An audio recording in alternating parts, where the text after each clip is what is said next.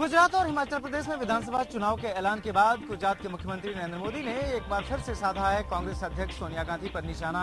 दाहोद में एक चुनावी जनसभा को संबोधित करते हुए मोदी ने कहा कि कांग्रेस के नेता घूम घूम कर गुजरात को बदनाम कर रहे हैं। सत्ता भूख खातर कांग्रेस पार्टी बधी જ મર્યાદાઓ મૂકીને જે રીતે ગુજરાતને બદનામ કરવા લાગ્યું છે।